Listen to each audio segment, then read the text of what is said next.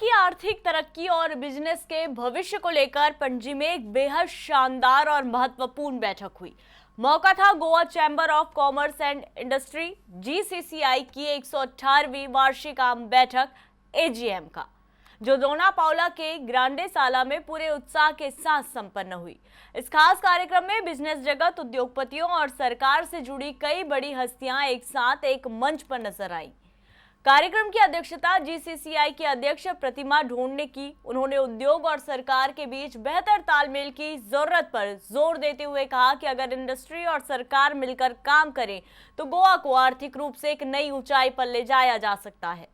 कार्यक्रम में मुख्य अतिथि के तौर पर पहुंचे उद्योग एवं परिवहन मंत्री मोविन गुदिनो ने भी भरोसा दिलाया कि सरकार राज्य में नया निवेश लाने और युवाओं के लिए रोजगार के नए मौके बनाने के लिए पूरी तरह से तैयार है। वहीं मुख्य वक्ता श्रीराम नटराजन ने ग्लोबल इकोनॉमी और टेक्नोलॉजी के बदलते दौर पर अपने शानदार विचार साझा किए। इस बैठक में उमा रेड्डी, सदानंद शेठ तानावड़े और श्रीनिवास डेम्पो समेत कई प्रमुख हस्तियां भी मौजूद रहीं। कुल मिलाकर इस पूरी बैठक का फोकस इस बात पर रहा कि कैसे गोवा में नए निवेश को बढ़ावा दिया जाए, व्यापार को फैलाया जाए और पर्यावरण व समाज का ध्यान रखते हुए आगे बढ़ा जाए। Honorable Minister for Industries, Shri Movind Gudino, Chief Guest of the evening. Today's keynote speaker and Executive Director, CEO, Mall Biodiversity Limited, Shri Sriram Natarajan, Vice Presidents of GCCI, Mr. Yatin Kapurkar and Mr. Dr. Sangam Kurave, Honorary Treasurer, Mr. Chandrakant Daus, Honorary Secretary, C.A. Rohan Bhandari, distinguished ministers, members of Rajya Sabha, member of the Legislative Assembly, senior government officials, past presidents of GCCI, industry leaders, representatives of trade and professional bodies, invited guests, members of the chamber, ladies and gentlemen. Good evening and a warm welcome to you all. It is my privilege and honor to welcome you to the 118th Annual General Body Meeting of the Goa Chamber of Commerce and Industry. For 118 years, GCCI has stood as the collective voice of the enterprises in Goa. Since 1908, the Chamber has witnessed and contributed to the transformation of Goa's economy from a small trading center to a vibrant state driven by industry, tourism, services, agriculture, mining, technology, entrepreneurship, and innovation. Today, as we gather for this annual General Body Meeting, we celebrate not merely another year in the Chamber's history, but the enduring partnership between government, industry, and society that has contributed to Goa's growth and prosperity. At the outset, I would like to welcome our chief guest, Honorable Minister Shri Movind Gudino. His continued engagement with industry and his commitment towards strengthening Goa's industrial ecosystem has been greatly appreciated by the business community. Respected chief guest of today's annual general meeting of the Goa Chamber of Commerce and Industry, my good friend Mr. Movind Gudino, honorable keynote speaker, again my good friend Mr. Sriram Natarajan, who I have deep admiration for. I would be mistaken if I don't call him the first unicorn of the state of Goa. I think it's done Goa proud by founding Mobile Diagnostics, which is now heading towards its record-breaking IPO. Sriram, good luck to you on that. President, Mrs. Pratima Dhond, other colleagues on the dais, and the very enterprising membership of Goa Chamber of Commerce and Industry. I would not like to take the President's role. I am here just to commend her leadership and say what a fine job she's done over the last 1 year. Actually, she took very little help from the past presidents, although she had requested us in the beginning that she may need help. That really shows Nari Shakti, because she added, apart from inclusive and sustainable development that the earlier managing committee take it up as a mission. Pratibha decided to retain that and add Nari Shakti. And I am doubly honored and privileged to be the first president of Goa Chamber of Commerce and Industry to hand over the baton to the first president, woman president of the Goa Chamber of Commerce and Industry. And we are doubly happy today because I met Ms. Uma Reddy, who is also the first president of the Karnataka Chamber of Commerce and Industry. So we are Karnataka Federation of Commerce. So we are doubly honored that Nari Shakti is in full action, and by and large the vision of the Prime Minister is gradually coming to be true, because I think he expressly stated that to begin with it should begin in Parliament, and at least more than 30% representation should go to women. Present here at this annual GCCI general body, my good friend and honorable member of Parliament, Rajya Sabha member, as well as our former president of Bharatiya Janata Party, Mr. Sadanand Sheth Tanawade, president of the Goa GCCI, the first women president, as rightly said so. And we have two women here. One is Pratima Don and Uma Reddy, President Federation of Karnataka Chamber of Commerce and Industry. Shows what women power is, and that we are really on the march. And while speaking of women power, we have women with also the Consul General of Portugal,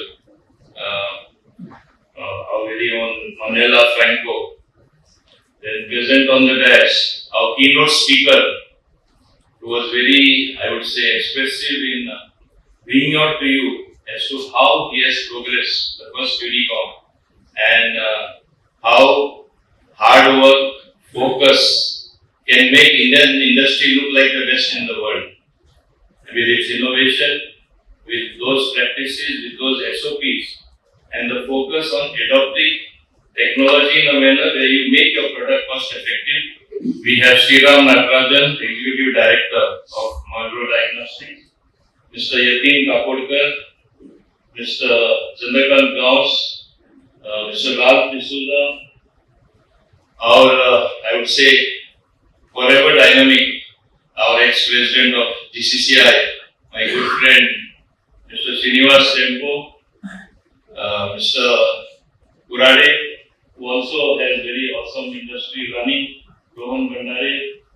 ये बताइए कि जो ये GCCI है, इसका मतलब आपके आने वाले समय में इसमें मतलब क्या क्या जो नई स्कीम्स हैं जो लोगों तक पहुंचेंगी, क्योंकि गैर सरकारी संगठन है, मतलब नॉन गवर्नमेंटल ऑर्गेनाइजेशन है, तो आने वाले टाइम में इसकी क्या क्या स्कीम्स हैं जो आने वाले समय में हमें स्थानीय लोगों को या जो संगठन है उनको देखने को मिल सकती हैं? See, GCCI conducts a lot of training and capacity building programs for the industries in Goa. Basically, I don't know what schemes they have. ये question आप GCCI members से पूछना पड़ेगा. But I think over the last 3 years, I have seen that I also have attended some of their programs. So many startups and new entrepreneurs and MSMEs in Goa sometimes struggle like how to achieve growth in their business, how to do marketing, how to do branding, how to build their business strategies and all. So addressing those core concerns, GCCI has definitely done a lot of training and capacity building program. And I think that has really been a great support for Goan entrepreneurs.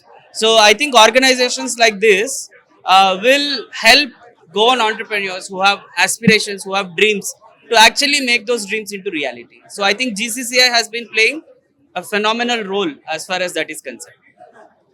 तो जैसे कि गोवा में मतलब GCCI का एक मतलब collaboration है government के साथ, गवर्नमेंट भी इसको इनडायरेक्टली या डायरेक्टली सपोर्ट करता है, तो उसके आधार पर मतलब क्या क्या मतलब ये चीज़ होती हैं जो मतलब लोगों तक पहुंचाने की कोशिश की जाती है? क्योंकि देखिए सरकार अगर किसी चीज़ को सपोर्ट कर रही है तो उसका सीधा सीधा संबंध ये है कि उसको फील्ड में कैसे उतारा जाए, तो उसके बारे में थोड़ा बताइए।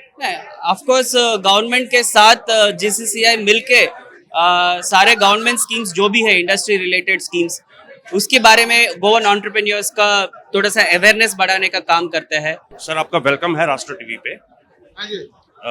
मैं जानना चाहता हूं सर कि ये जो जीसीसीआई है ये अपनी स्कीम्स को किस तरह से मतलब इंडस्ट्रीज के माध्यम से या नॉर्मल माध्यम से मतलब नॉर्मल जरियों से कैसे लोगों तक या जो नॉन ऑर्गेनाइजेशन है नॉन गवर्नमेंटल ऑर्गेनाइजेशन है उनको फायदा पहुंचाती है, किस तरह से मतलब ये किस तरह से काम करती है पूरा?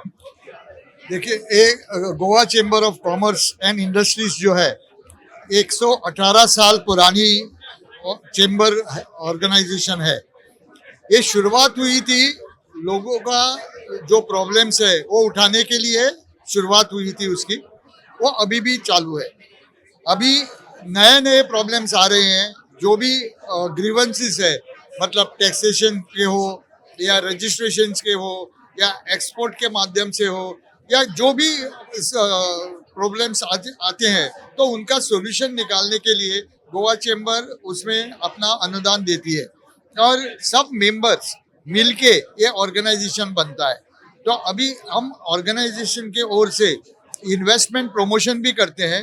नए जो एस्पायरिंग एंटरप्रेन्योर्स है उनको भी हम बढ़ावा देते हैं।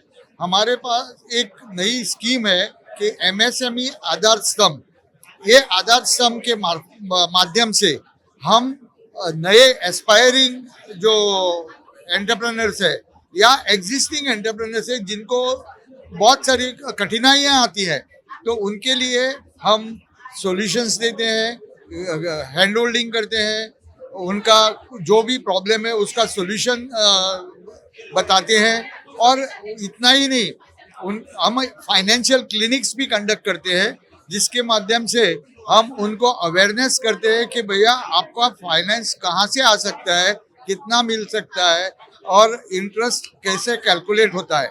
तो ये सब जो चीज़ें हैं तो ये हम हमारे गोवा चेंबर के माध्यम से करते हैं।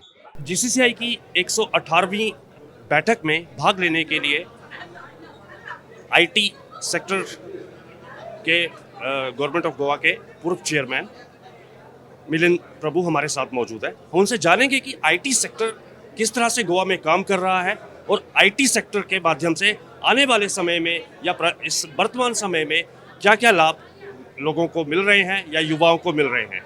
आइए बात करते हैं सर से। सर आपका स्वागत है राष्ट्र टीवी पे। Thank you sir. सर मेरा फर्स्ट क्वेश्चन है कि आईटी के माध्यम से अभी गोवा में क्या क्या ऐसी नीतियां चल रही हैं जिसके माध्यम से आप डायरेक्ट युवाओं को कनेक्ट कर रहे हैं?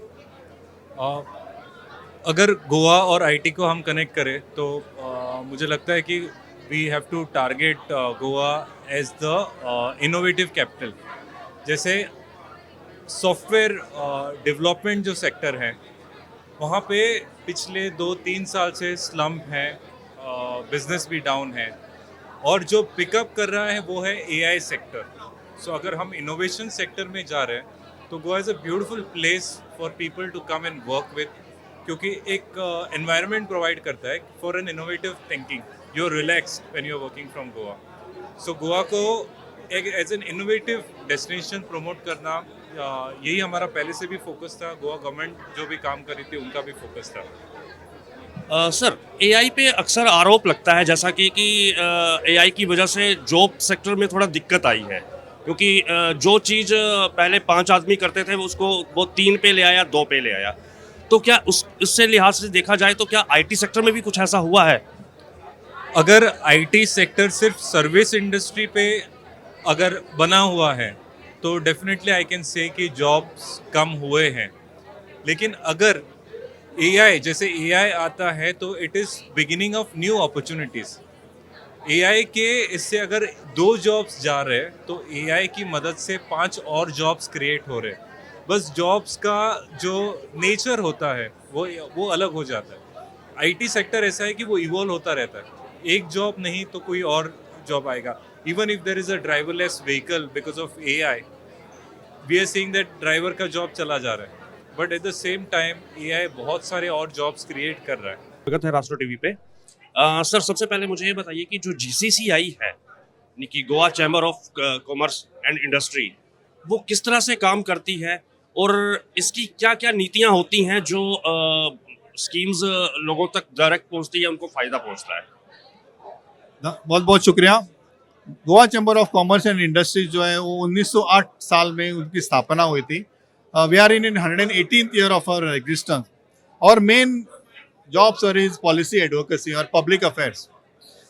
गवर्नमेंट जो जो स्कीम्स लाती हैं वो हमसे डिस्कस करती है, और हम डिस्कस करने के बाद हम अपने पार्टनर यानी कि इंडस्ट्री से बात करके उसमें कुछ बदलाव लाने का या कुछ वो बात करके we will go back to the government. तो we are acting as a bridge. जो इंडस्ट्री और गवर्नमेंट के बीच जो डायलॉग होता है वो हमारे थ्रू होता है। Secondly other way around also, industries की कोई कठिनाई है, कोई प्रॉब्लम्स है, then we collect them and we take it to the government.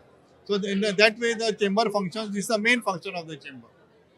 Second is we represent around 17 sectors of the economy. यानी कि maybe industries हो या education हो, tourism हो, you are taking IR, HR, anything. अभी जो labour laws आए थे, अभी हमारा डायलॉग चालू है गवर्नमेंट के साथ। लास्ट वीक हम ऑनरेबल सीएम से मिले थे, उन्होंने जो सॉल्यूशंस मांगे थे या सजेशंस मांगे हमने दिया है। तो this way the chamber function. Third is, sir, we conduct lot of awareness camps, events होते हैं हमारे साथ। We have got ties with national institutions like EEPC, we have got with your government of India, MSME के साथ है। उनके जो event होते हैं गोवा में हमारे थ्रू होते हैं, तो हमारा डायरेक्ट कनेक्शन सेंट्रल गवर्नमेंट से भी है। So all these things helps to build up the economy of the state. So our aim is to make Goa more and more stronger economically, bring in more industries, not polluting. We look at green industries, वो इधर लाने का है। जो हमारा गोवा का youth है उनके लिए job creation, this is one of the areas we are looking. So this is generally what the chamber does.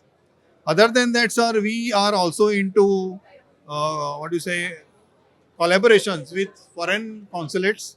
We have connections with embassies, यानी कि आपको एक्सपोर्ट रिलेटेड कुछ इंफॉर्मेशन चाहिए, कुछ हेल्प चाहिए, तो chamber has got that capability of giving that. So this is how a chamber function. Sir आपका स्वागत है राष्ट्र टीवी पे। सर सबसे पहले जानना चाहूँगा कि जो आईटी सेक्टर है, और आप तो पहले जेसीआई के भी रह चुके हैं प्रेसिडेंट, और अभी जेसीसीआई का काम देख रहे हैं, तो जेसीसीआई जो है वो किस तरह से आपका आईटी सेक्टर में मतलब सहभागिता निभा रहा है, या मतलब एक तरह से कहा जाए कि मतलब किस तरह से युवाओं को फायदा पहुंचाने के लिए आईटी सेक्टर के माध्यम से जेसीसीआई का क्या रोल है?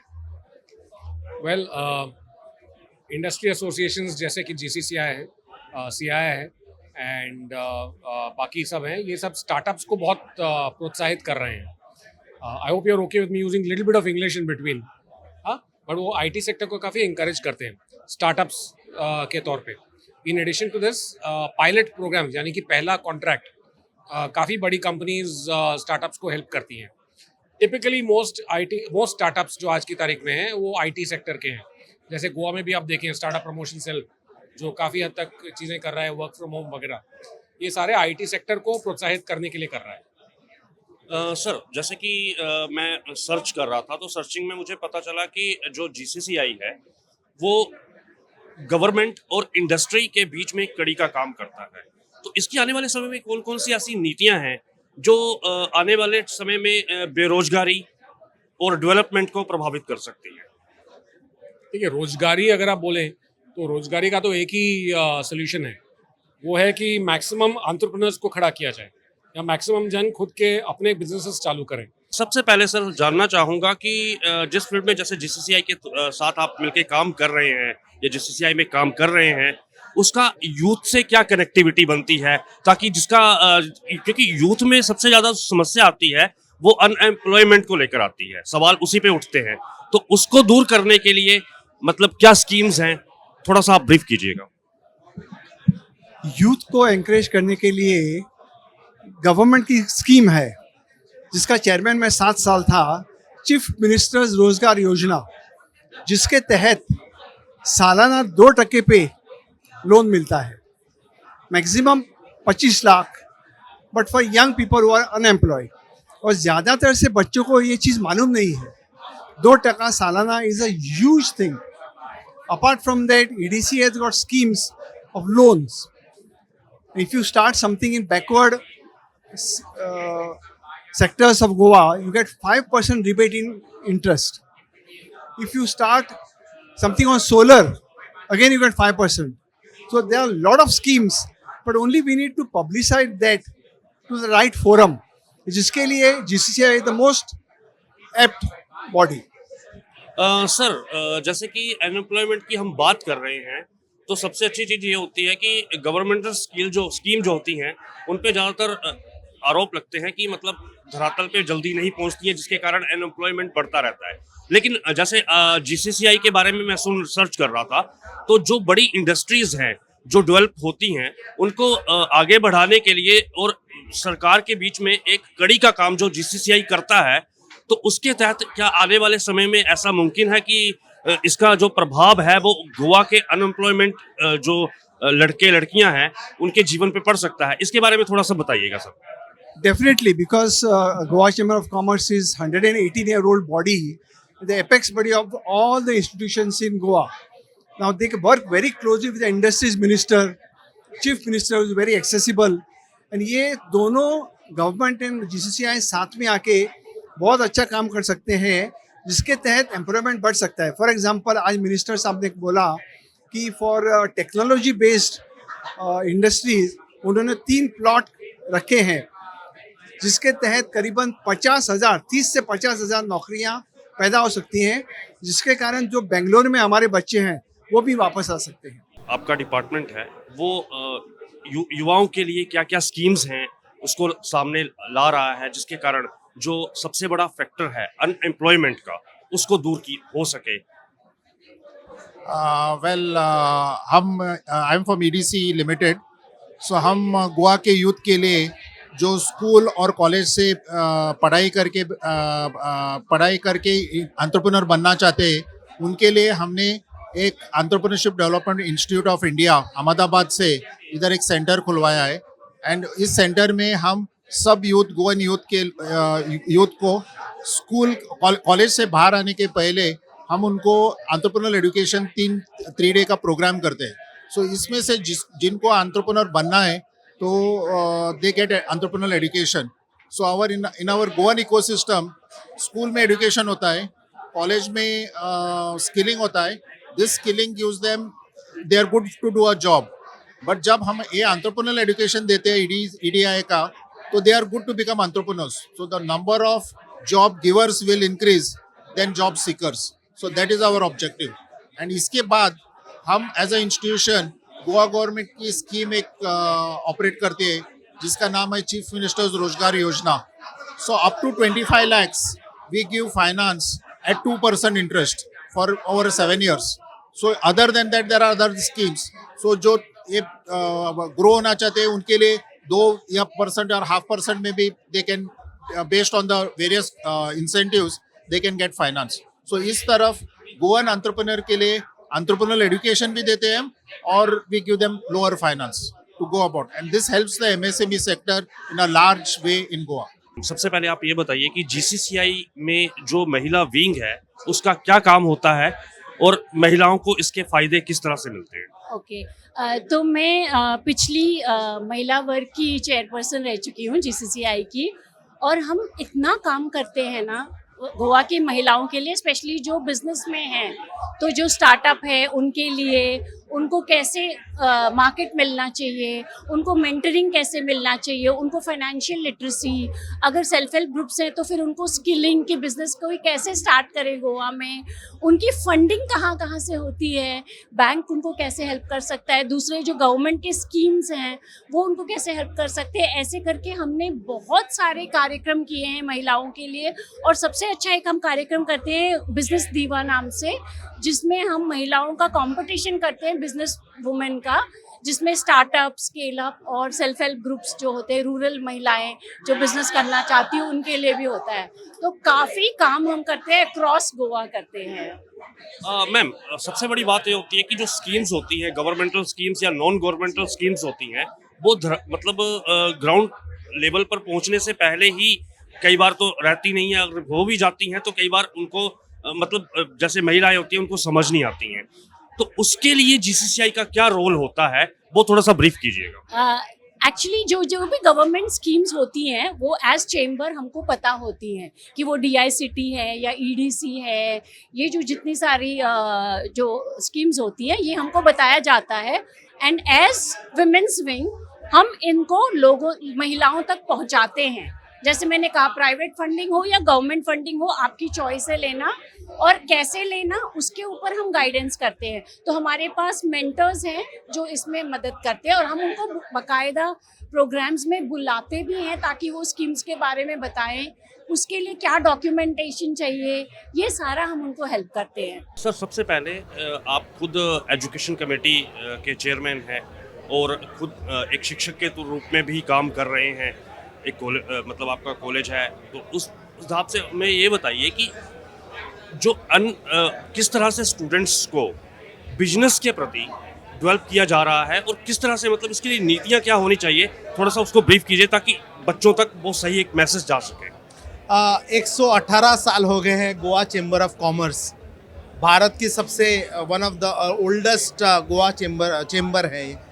और पुर्तगीज टाइम से शुरू हो गई, जो शुरू हुई थी चेंबर, आज तक बहुत अच्छा काम कर रहे हैं। उस अवसर पर सबको बधाई भी देता हूँ। मैं एजुकेशन और स्किलिंग कमेटी का चेयरमैन हूँ।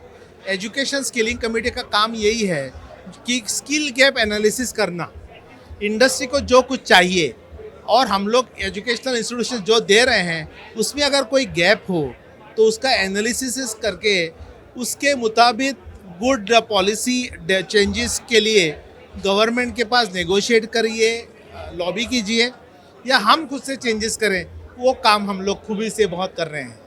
और मुझे बहुत खुशी है, last 118 years education committee is one of the oldest committees of Goa chamber of commerce. हम लोग अच्छा काम भी कर रहे हैं।